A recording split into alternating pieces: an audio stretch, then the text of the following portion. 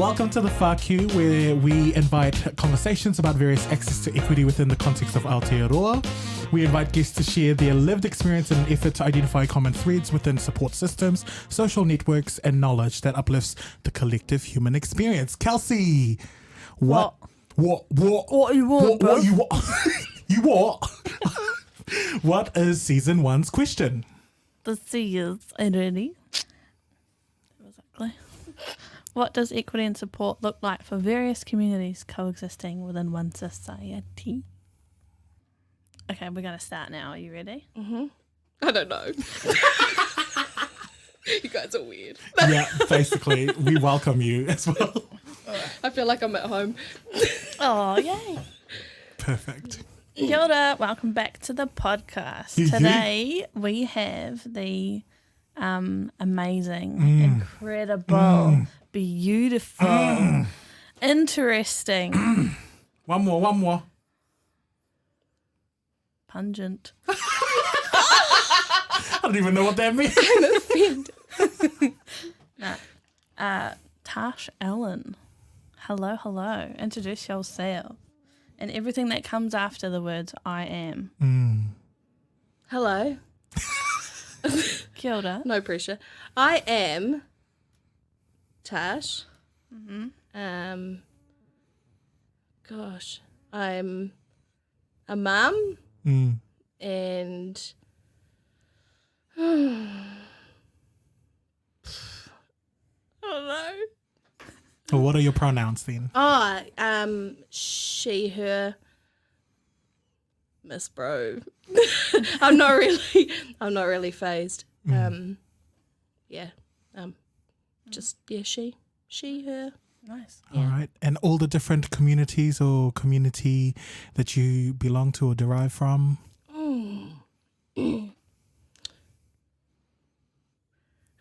There's probably been a few. I don't know. Parenthood.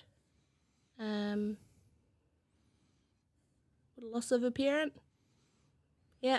I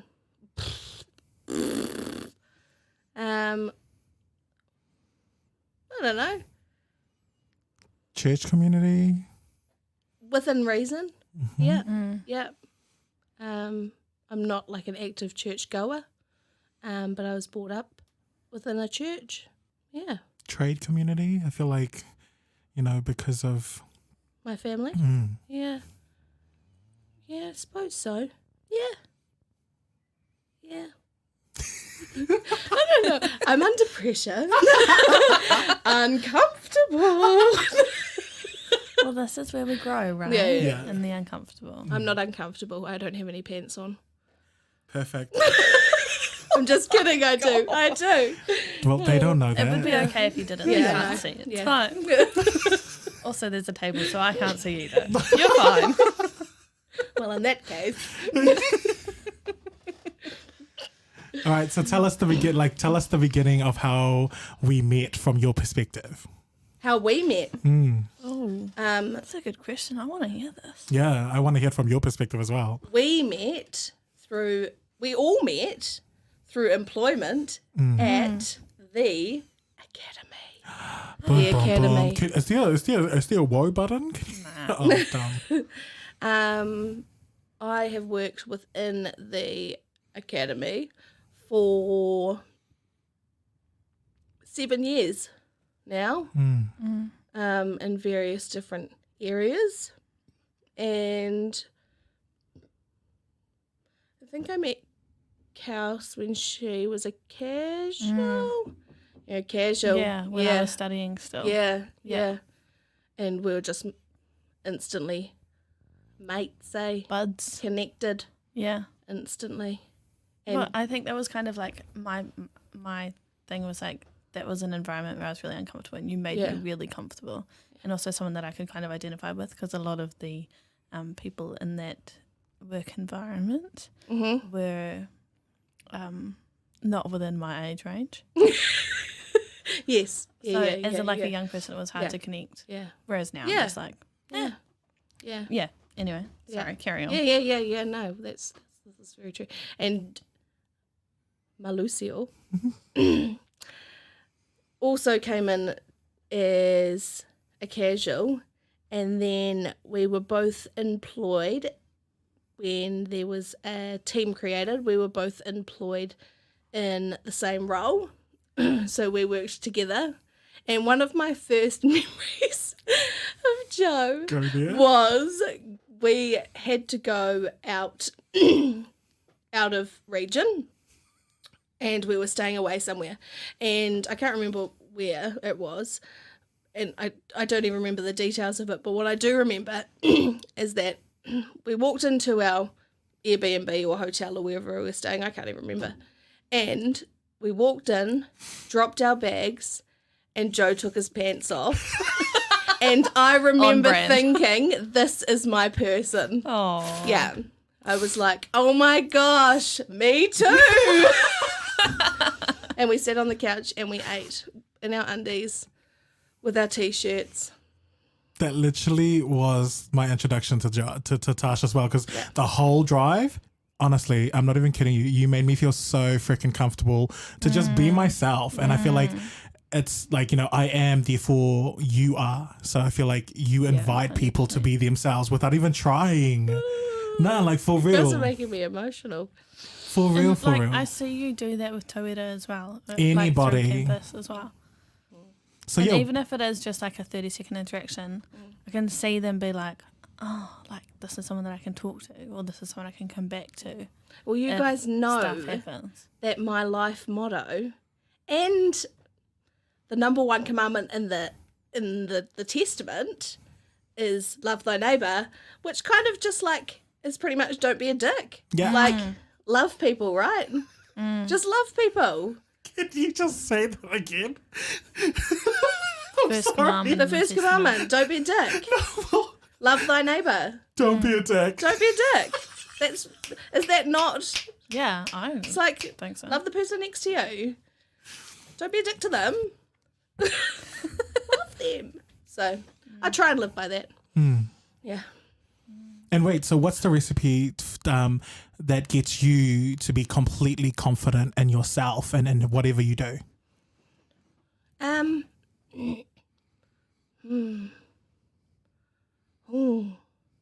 just am. I just am. I'm just confident.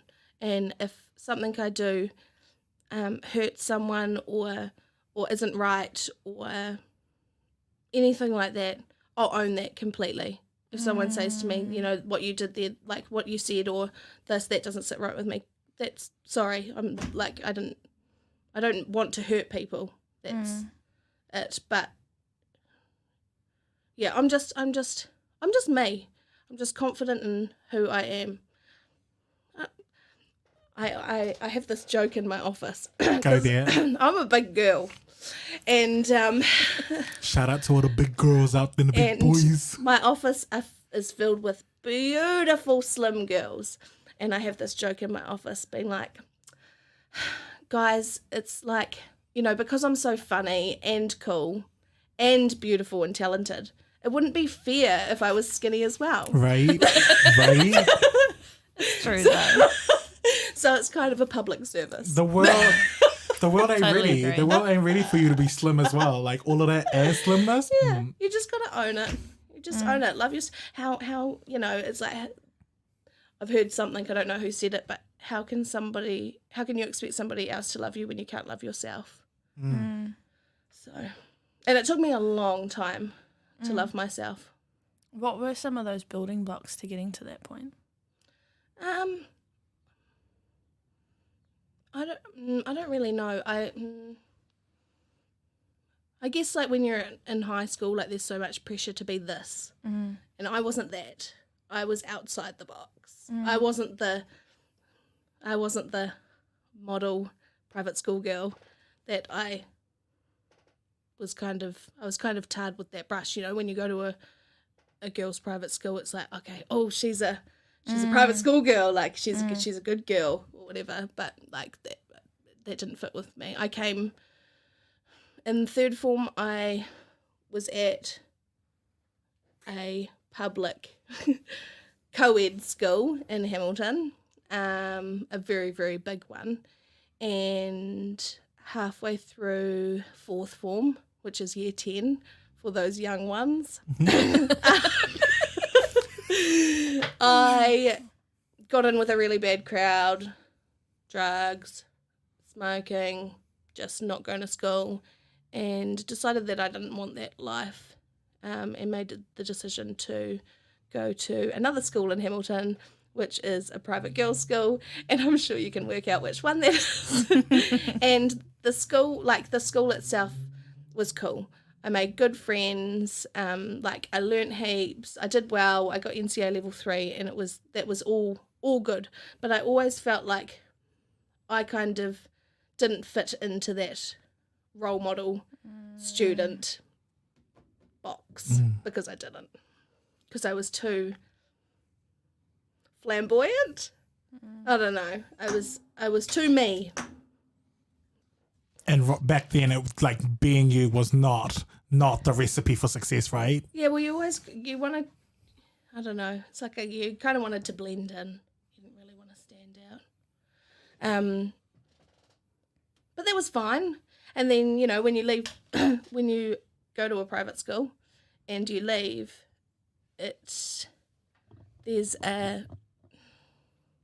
expect you that you're going to go on to university studies. So I went on to university study, not knowing actually what I wanted to do. So, yeah, it was just kind of like, oh, you go to uni studies because everybody does. That's just what you do. Yeah, you don't go to Polytech, you go to university. Yeah. So, I did. I didn't enjoy it. I did a year. I think I passed the first half and then it's like, this isn't for me. Yeah.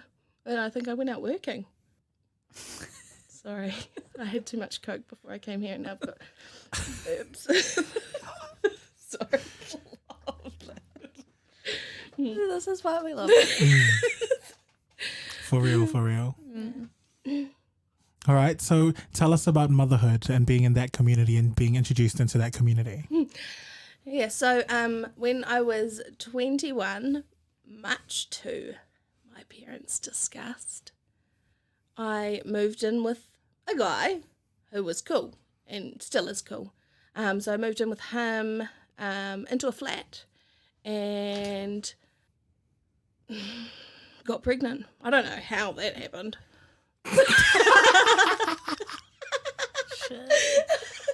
So I got pregnant and my mum was pissed.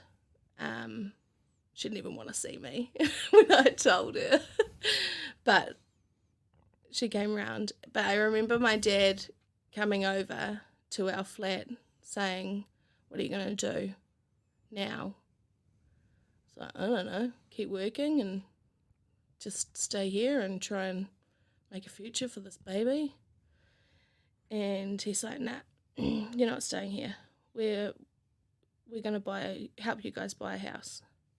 And at 21, I wasn't thinking about buying a house.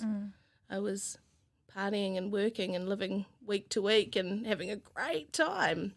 But now all of a sudden I was responsible for another little thing, going to be. So that was around November 2011. And by the 19th of December 2011, my son's dad and I moved into our first house that we bought. Oh, Yeah. We bought with the help, a lot of help from my mum and dad. So we went halves with them. And I can never, ever thank them enough for that because there's no way that I could do that now. There's no way. But Dad always says, if you can help your kids, you do. And they were in the position to help. I have had a very privileged life and I'm very lucky and I count my blessings every day that I had a life like that because not everybody does. But yeah, we never had to worry about being hungry or not having clothes or anything. We had family holidays overseas. We had a batch. We were yeah, and that's all because my dad worked super, super hard from a very, very young age. Yeah, that's cool. So, so we bought this house and we moved in, and in July, my little baby, beautiful baby, was born, and he's now 8. And he is so cute. He's so So cool. cute. Yeah, He's such a cool little guy. yeah, he is so he's beautiful. He's just got a really kind nature. He's a beautiful boy.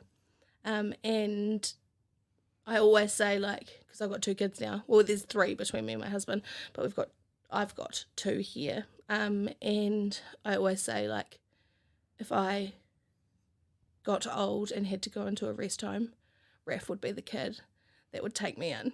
Not Poppy, she's savage.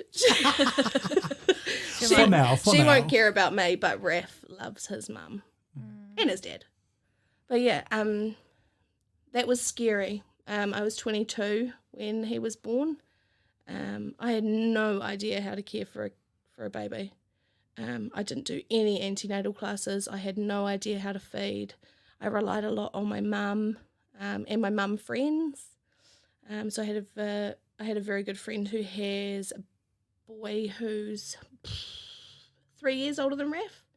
So she'd come over and help, which was amazing. Even just do things like fold washing or like empty a dishwasher and like those little things. that like I didn't even think about. She'd be like, I'm coming over. I'd be like, oh, I can't be bothered with visitors. She's like, I'm not coming to see you. I'm coming to help your house and hold your baby so you can have a shower. Yeah. So you just got no idea. Even just to have a shower, she had to hold Raph.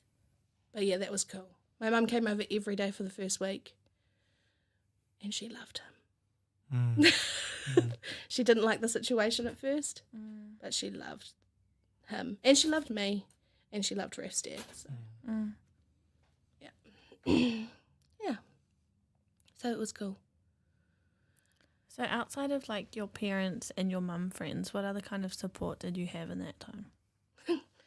I suppose there was like we didn't really do any of those group things. I went back to work when Raph was 3 months old because we had a mortgage to pay. And back then parental leave was only 14 weeks. It's now 28, I think, or 26, which is choice. But yeah, it was only 14 weeks and I had to go back to work because I couldn't afford to stay home. I was lucky that I only worked, I think it was like 25 hours a week.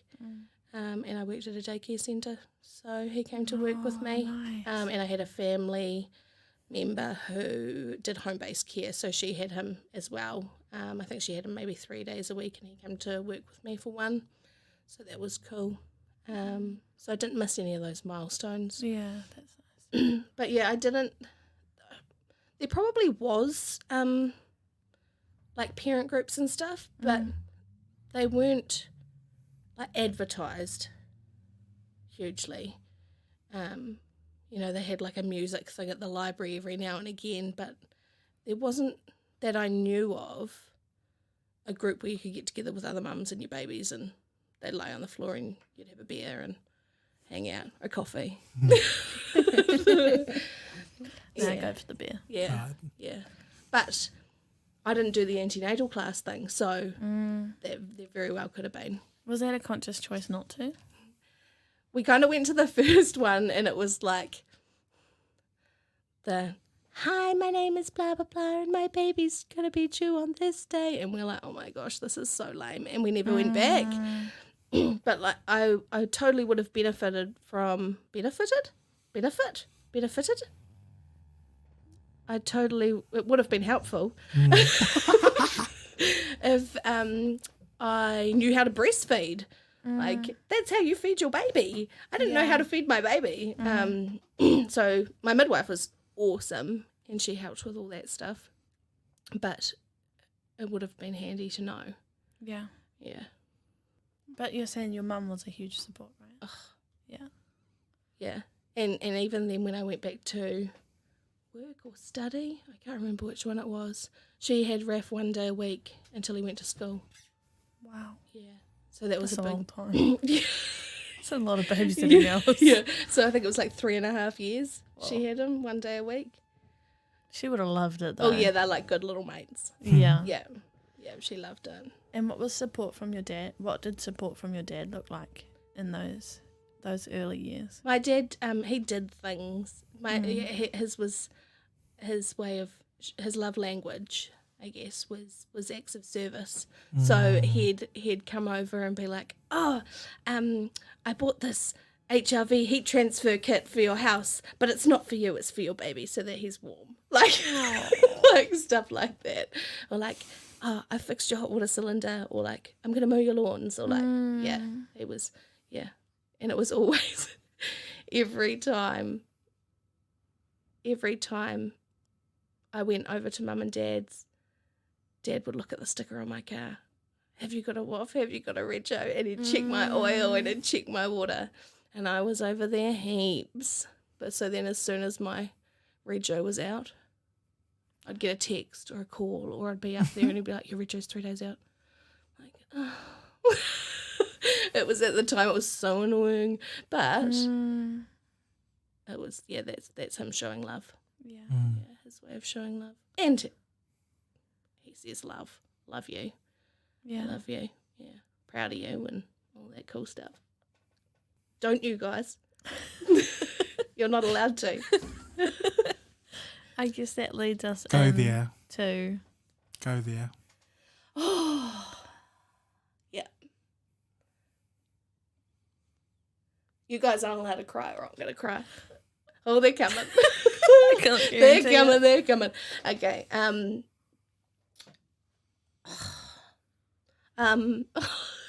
I was like this whole time. I was like, I knew I was coming here. I knew I was going to talk about this, and I was like, sweet as, no problem. I've talked to heaps of people about this. So in 2017, take your time. Like there's no rush at all. in September 2017, while my mum and dad were on holiday, my dad died. Fuck.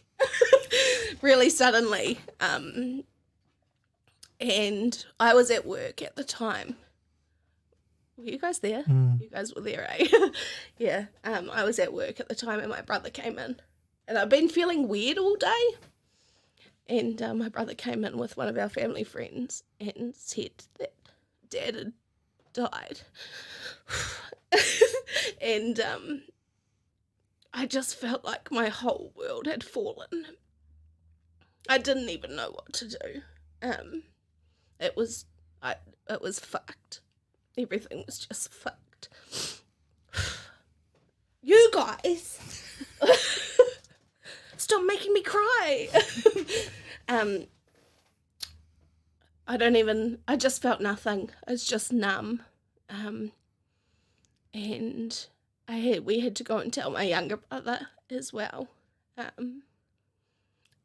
And that was awful. Like, I try not to relive that, because seeing my little brother just being told that his dad had died was yuck. It was awful. And my mum was still stuck overseas as well. So then we had to go and tell Nana and Granddad. And they were just, nobody really knew what to do. It was like, stop crying, Kelsey. No, we were all just, it was a clusterfuck. Like, there's no other, it was just a shambles. We didn't know what to do. Like, this cornerstone of our house had fallen and we didn't know how we were going to keep going. But we did. So we told everybody who needed to be told and started making funeral arrangements at home while Mum was organising stuff overseas, which was a complete shambles. But she came home. So Dad died on a Tuesday, and Mum was home on the Sunday night. So we were doing all the funeral arrangements and talking to her over the phone until she got back. And then when we were finally all together, it hit that she'd come back with Dad's suitcase. But not him. But it was, yeah. Oh, I didn't think I was going to cry when I talked about this, because I talk about it all the time. Yeah. And then I guess we just planned everything. Dad came back. He got back to New Zealand 9 days after he died.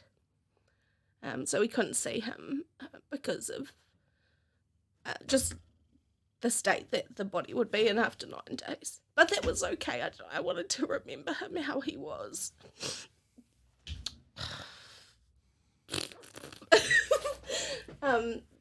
Anyway, we had the funeral, and oh my gosh, we knew that there was going to be a few. You guys were there, eh? We knew that there was going to be a few people there, because he was so connected to his community. Everybody knew him. He just did so much for so many people. But the church that seated 800 people was overflowing. So we didn't expect that many people. And we always used to joke, like, my dad's best friend, Mark, whenever he'd call Dad at home, we'd be like, "Oh, Dad, it's your only friend on the phone." And then, because it was always them talking, and then having 800 people who loved and cared about our family and my dad, it was amazing. So I wanted, this community just comes together. We were fed for months. Work, you guys loved me, cuddled me, let me cry, and at work for months. We just had so much support around us, and a lot of that was from our church family. And at that time, like, I don't go to church. I go to church on Mother's Day for Mum, and sometimes on Christmas, or if like someone's getting baptised that we know or something like that. I don't go to church. But it was just amazing how this group of people pulled together to support us. And it wasn't, for me, I didn't want somebody to be like, "Oh, like, God does everything for a reason," because I was like, well, why the fuck did he take my dad? That pissed me, like, that. And for even years, I was so angry that the good one was gone, that he took away the good one. And it's taken me a long time to come to terms with that. And now I'm okay. Until like 5 minutes ago when you guys made me talk about it. You're welcome. But the support that we got, it wasn't like that. It was just being there. Yeah, it was cool. Yeah. So it's been 3 years and 2 months, and recently one of our friends lost her mum as well, and in a sudden way, and a few days later she came over and we talked about it for hours and hours and hours, and I could talk about it with her and not cry, but when I did cry, I was crying for my friend, because I knew that pain of just not feeling anything. But yeah, I'm okay now. I mean, I'm still fucked up, but aren't we all? Yeah. Facts. Yeah, but I'm okay. Like, yeah, I'm okay. There's things that are hard, like when I got married, which was 1 year, 1 month, and 1 day after Dad died. That was shit, because Dad always joked about how he couldn't wait for me to get married so I would be off his hands and he wouldn't have to put up with my shit anymore. And yeah. Good luck, Scott. Yeah, shout out to Babe. Yeah, so that was hard. And when our daughter Poppy was born last year, she's named Poppy after her papa, because his name was Ken, and you can't really call a girl Ken. And it's also Kenny. a terrible name. Oh, I mean, I still, sorry if that's your name. It could have been Kendra Lulubell. Yeah, well, I was thinking about that. I was like, Kennedy or like Kendra. And then Mum was like, what about Poppy? And I was like, oh my gosh, Poppy. It's such a cute name for such a feral child. Yeah, she is. Yeah. Yeah. Yeah. So it's all good. I'm all good. Thank you so much, for sharing that. Don't you bloody start, Kelsey. No, but Yeah. just from, obviously we've both known you for quite a while. It's been ages now, way. Yeah. And seeing We you, cousins, okay, we cousins now. Yeah, we're we not are, even right. I'm like, I look at you, We're every time I see you, I'm whanau. like, hey, stop, pups. Yeah. seeing you shift and move through from those first moments where in an uncomfortable environment, you made me really comfortable. And I think the same for Joseph.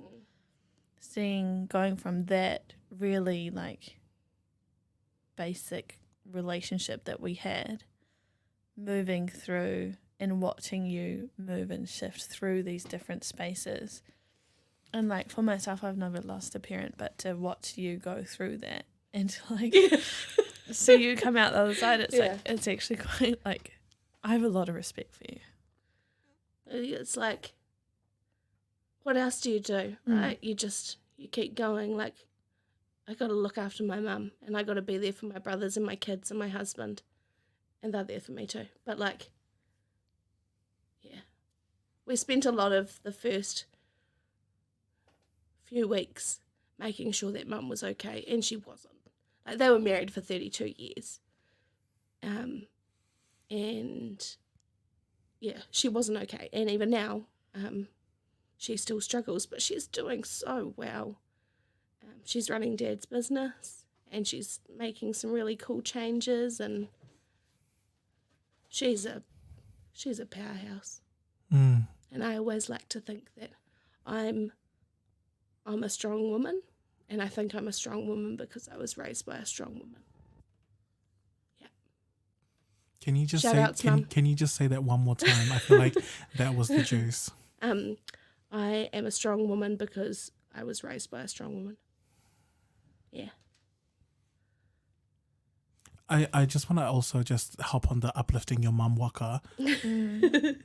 Both the speeches at the wedding as well as the funeral, fire. Yeah. And not from a superficial surface level. She put some effort, energy, and there was heart. There was heart in her articulations. Yeah. And I lost it. Yeah. Multiple times because how Yeah. mana wahine, but how does Yeah. someone go through all of those different shifts in reality, in real time, and then have the ability to go up in front of her husband's community as well as her community because she was right there and articulate. I know. She did amazing. Yeah. We don't really remember the day, the funeral day, so we recorded it, which came in handy for people who couldn't make it because they were overseas and stuff as well. But handy for us because I don't really remember much. I remember seeing people, and I remember talking, and I remember my dress getting caught on the side of a chair when I was carrying Dad's casket out. And I got when you hit the side of a bench with your butt and it really hurts, you get that and you get angry about it. Yeah. That's what happened with the chair, and I was so pissed off, and I think I might have said fuck in the church. Oh, no. Yeah. You're only being human. Yeah. But yeah, other than that, I don't really remember much. But yeah, she... And I just want to also throw it back to when you said that church was filled. That church was packed. It was chock-a-block packed. Yeah. Dad's always been... He was always driven by his... Not just his whanau, but his community.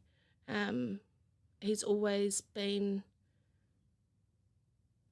I don't know, He's just a hard worker. Like, even starting when he was 15, he left school, moved into a flat, worked 3 jobs. So did his apprenticeship, and then did like another 2 jobs. I think one was like a fish and chip shop and one was cleaning. And then when he was, it wasn't even that old. It's like maybe 21. He bought into his business that he owns now. 21. Holy I was pregnant and drunk before that. Like, I couldn't even... I was, like, living my life. But, yeah, he's just you're always... You're the fruits of his labour. Come on, you're the fruits. He's always just been so switched on. And I think he bought out his business partner when he was 26 or 25? 26. Him and Mum got married when he was 26 and she was 21. Married at 21, that's so young. But hey, if it's meant to be, it's meant to be, right? And it's a different time too. Yeah. And man, he just did so much. He was on like employment advisory groups for tertiary education, and he was on different boards. He worked doing stuff for community houses, fundraising $1 million to build the Good News Community Centre in Norton. He was, just everybody knew him. And when you think about all the things that when I think about all the things that he was involved in, and every night at 5 o'clock after work, he'd come home with a box of firewood or something. He'd just come home always have something. And he was always there. But he was involved in so much stuff. It's like, when did you have time? So he ran his business, had all these advisory groups and boards he was presidents of and community groups and all this stuff. And it's like, how did you make time for all of that? And then we still felt like all you did was your one job because you came home every day. I got no idea how he must be a time traveller. Must be. Which means that we would be waiting for his comeback, right? Yeah. That also shows like how much importance he put on family too. Yeah. Oh, it totally did. Yeah. It was always family first for everything. Always supported us. Yeah. Always. When I was younger, I don't think I realised how lucky we were to have the life that we had. But yeah, we were very lucky. Like, I remember when I was about, 14, and I had a boy coming over, and he worked part-time after school, like sweeping the floors at a, automotive shop or something, just a mate, and he had to give his mum $20 gas money for her to drop him off at our place. And he was like, oh yeah, hold on, I've just got to get some cash out for my mum. I was like, what do you need to get cash out for your mum for? He's like, I've got to give her $20 so that she can drop me off. I was like, what? What? Like, is that a thing? Yeah. That's a thing. Yeah. Mm-hmm. Yeah, and I didn't realise that. I was like, your mum's stink ass. But like, mum's got bills to pay. Yeah, hard out. But I didn't think about it like that. Now I'm like, when Raf's like, oh, can you buy me some V-Bucks on Fortnite? And I'm like, where's your chores? What you done? But yeah. Oh man, we were just lucky as every year we went on like an overseas family holiday. We just so loved, like not spoiled though. I remember wanting, being 15 and wanting like a PlayStation 1 or something. Like when they first came out, or like SingStar, or like one of those. And Mum and Dad were like, nah, you don't need one because then you'll just play inside all day. And we didn't get one until like I think it was like the PlayStation 1. And then we didn't get a PlayStation 1 until like the PlayStation 2 came out. Smart. Yeah. You still got it, just not the latest one. Yeah. Yeah, pretty much. Yeah. In terms of legacy, so obviously we can hear the amount of hard work and love that your dad has embedded within his communities. In terms of legacy, what have you personally taken away from your relationship and your relationality to your dad? We're very similar. Dad and I are very similar in lots of ways. So I got his stubbornness, which is sometimes good, but not always. But I also got his heart. So I'm a carer, even though sometimes I don't want to be. Sometimes I just want to be like, sort your shit out. But then my heart pulls the, but what's wrong under the surface? Shut up! Underneath it all. Yeah. I guess, yeah. That's it. Dedication. Because that's like all the things that you were describing your father. I was going to say that I would describe you with those words. No, because I feel like you do it effortlessly and you don't need the recognition 100%. And the validation for it. I don't want the recognition or the validation for it because it's just, don't be a dick. Hey, it's just it. Just don't be a dick. Just love people. Just care. Also, that this one time, I feel like this is the time when I cried on my own by myself because of you. Oh my gosh, what did I say to you? I'm so sorry. No, you didn't. No, it was because we had an event and your father was supposed to speak at that event. And I know you spoke on his behalf. And I cried by myself about it because that was probably one of the strongest moments I've seen of someone who's close to me, but at the same time, I've seen like I guess the aftermath or the aftershocks of realizing you've lost somebody. I know what you're talking about now. And then when you went and did that speech on behalf of your dad. That part was like to me so strong. Like I remember that was probably one of the strongest things I've ever seen you do. It was a story that needed to be heard. His story was a story that needed to be heard. But so is yours, because I feel like you're still here and you're still living on his legacy. And Poppy and and Raph on the same waka. But damn, like that was one of the most. Yeah, I feel like I really had. That was one of those moments where I really was like, "Fuck, she is so strong." Oh, thanks, guys. And yes, it had to be done. It was all good. I didn't even cry. Yeah. Brave as. I may have shed a tear. Because, like, we were there, and then, I was standing with you, and you're, like, all nervous, and you went up and you did it, and I'm like, so proud. And you're just, like, killing it. And I'm like, oh, okay. Maybe I'm just a bit emotional today. Just channeled her mom, eh? Like, she was like... Yeah. But you also, so the first time I ever had to do a presentation for the academy, I got coaching from you specifically, but the first time I ever witnessed Q presenting, I was like, I was under the impression that presenting had to be professional in business, and some presentations can be, and I'm like, that path exists and that's great, that has space and has its own lane, but it wasn't me and it wasn't my presentation style. And watching you do your thing, I was like, oh hell no, I'm flip the script, like I'm coming through as me and me entirely. Yeah, and that's what they want to see. They want to see you, authentic, real you. It's like that particular audience, they wouldn't buy into professional shit. Nah. They want you. Like, they want to hear from you, your experience. Yeah. Wait, but you already knew that before, because no one, I'm assuming here, but no one taught you that in the academy. I was not taught, but I spent time with a person who was in a similar role previously. I did like a couple of off-site activities and away stay visits and stuff with her. And Yeah, but that was the same with her. She was the same. You just be yourself, be real. Yeah. Yeah. Tell them what they need to know and nothing else. Yeah.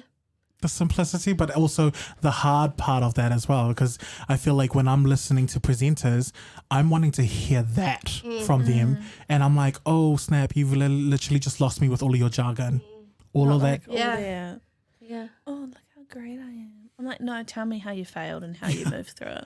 Look at all Cool, the great, fancy thank words you. that I can pronounce, so epistemologies, methodology, like, you know, I'm like, I like all of those words, but I also like it just raw and real. Yeah. Just say shit.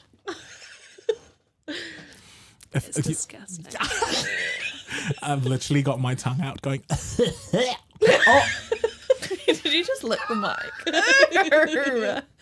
all right. What belongs in the far queue, or what's currently in the far queue that you, well, topics or issues or situations, what's in the far queue that you think needs to be brought to the front? Systematic racism. Go there. No, I can't because it makes me too angry. Yeah. Okay, it's so what just- are the, like, if someone doesn't understand what systematic racism is, can you tell them in like 3 words or 3 points or 3 phrases 3 what it is sentences. and why it's important to talk about?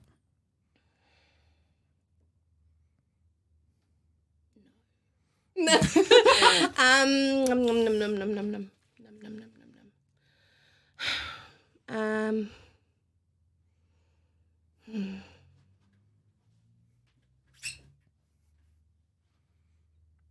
No. I can't think. You Because can, I'm angry. No, yeah, it would. Yeah. Yeah. I'm just over it. I'm over it. I'm overhearing snarky bullshit little comments about. Yeah, I'm just, yeah, no. So if you met someone and they had no idea what systematic racism is, could you kind of explain your, like, what would your definition of that be? I suppose it's kind. It's like, like things, or like, I don't want to say systems, but it is. It's systems that. I suppose it's not condone it, but it almost is. It's allow it. It's systems that weren't built Yeah, for they're anybody not- that weren't white. yeah, that's pretty much it. Yeah, it's yeah, systems that favour white people, and I am a white people, Same. and I don't think it's okay. Neither. Yeah, my kids whakapapa to Aotearoa, and different iwi here, and if they got treated the way that I see people get treated, I would be in here losing. I would be, yeah, no, I don't even know. Yeah, So my perception is that it frustrates you because, like, your children do whakapapa back to iwi in but even in if they Aotearoa. didn't, Yeah. why are we treating people like this? Why are we? Why is that okay? Yeah. Don't be a dick. Yeah, but I guess, like, the thing that makes it personal for you is that because your Yeah. children do, Yeah. but your children are white passing, like they have fair skin. Yes, they do. Yeah, Um, yep, they do. They don't look like someone that we would perceive to be a Māori child, No, but yet, so that means that they're going to have a different experience in They their are. systems than Yeah. if they looked like they were Māori Yeah. children, Yeah. which they are Māori yeah, children. yeah. Yeah. They will. Yes. You know, like, Yeah. and that makes it very real. Whereas if I don't whakapapa back to anyone here, and like if I have children, they're likely not going to either, like depending on the partner that I have children with. So my white children are going to have a very different experience. Yeah. And if I can't make that connection, Yeah. I think it's harder to call it out Yeah. because ignorance is bliss, right? Yeah. Like, oh, it's not happening to me. It Yeah. doesn't matter. Yeah. But anybody who meets my kids looks at my white children, but they're not. So it's as soon as there is something that identifies them this is what we're finding here. Well, this is what I'm finding with the racism that's happening. It's as soon as it's identified, you're tarred. Mm-hmm. That's bullshit. Mm-hmm. And that needs to be a discovery. Like, for your children in particular, it needs to be a discovery, whereas other people, as soon as you see them, their skin colour, their skin colour just... My boy is in a bilingual class with other Māori children, and he is the child in there with the fair skin, and no one cares. None of those kids care. You know why? Because people aren't born racist. Can you just say that again for the people in the back? Because I feel like maybe we'll just add a little bit of like some fucking lioness energy into it. People aren't born racist. They are nurtured, which means the environment influences them. Yeah. Nobody cares. These kids, Raf is just another one of them. Because he is. Yeah. He just looks... He's got green eyes and blonde hair. Yeah. He stands out like a sore thumb. And I don't know where those green eyes and blonde hair came from, because that's not me and that's not his dad. Milkman. And his dad is not the milkman, because he looks like him. Yeah. No, I think that's a massive conversation that needs to happen and continuously needs to happen, because I think the intergenerational succession of that conversation or that talanoa, that hasn't, because I feel like I always say to people, like, the majority dictate social norms, but if the majority are blind or ignorant to, you know, that issue, or that issue doesn't affect them directly, then it's a sleep pot. Like, I'm like, well, we're sleeping on this. That's like, that's what I was trying to explain. Like, if it doesn't affect me personally, even though I'm aware of it, but if I wasn't and it doesn't affect me personally, like, oh, it's not happening. It doesn't happen. Like, it's not part of my life. It means it's not happening. And I 100% know that race and racism is not a black and white issue. It's a human issue. Like, I dislike it when people are like, oh, you know, white people are racist, and I'm like, no, people are racist. There's like, I'm like, if you think that race is a white and black or white and people of color issue, no, that's a historical issue. Like, that's not racism. Like, that you might be operating in prejudice, but that's not racism to me, anyways. But and anything else apart from systematic racism? Because I feel like you went straight for the that's the thing that's getting me at the moment. Like, me and one of my colleagues, at the moment, because we're working together on a lot of stuff, and she is Māori, and she now, after dealing with shit for this last year, if we want anything to happen, she's like, well, we'll just use your white privilege and you send the email. And we laugh and think it's funny, but it's only going to happen, it's only going to progress if I do that, if I send the email, if I make the contact. And it's bullshit. Hard. Yeah. It is. Yeah. But at the moment, that's what we do to get things working. But I'm almost out of my privilege. I almost used it all up. I've got plenty. Pissed off too many people. Not on purpose, because everybody needs to love everybody. No, but like that. I piss people off because I stand up for stuff that's not right. Yeah. And your heart is there as well. And you know that's a heart issue. Yeah. Yeah, it is. Yeah. I'm like so angry right now. I'm like sweating. All right, so let's say if plug in your socials. If anyone wants relates to your story or wants to connect with you, plug them in, please. I don't even know how to use social media. I've got Facebook, and that's pretty much it. I've got an Instagram, and I don't know how to use it, and I haven't updated it since I got married 2 years ago. So no, I'm all good. Facebook. But I think my Instagram is Tash Monk, but I'm not even sure because right. I'm we'll so bad with that stuff. And I'm even crap with Facebook, really. But I'm better with that because I'm the older generation, even though Facebook isn't your target audience. Called out. Yeah. We actually ended up making a Facebook page. for your dinner. No. Thank you for just for you. Just for you, Tashi. 30 and plus. Thank you for coming through, Tashi. We love you. Kia ora. Love, loves. All right, join us then for our closing then. The fuck you. Fuck you. Fuck you. Fuck you. The fuck you. Fuck you. Fuck you. Fuck you. Bye. It's systematic racism.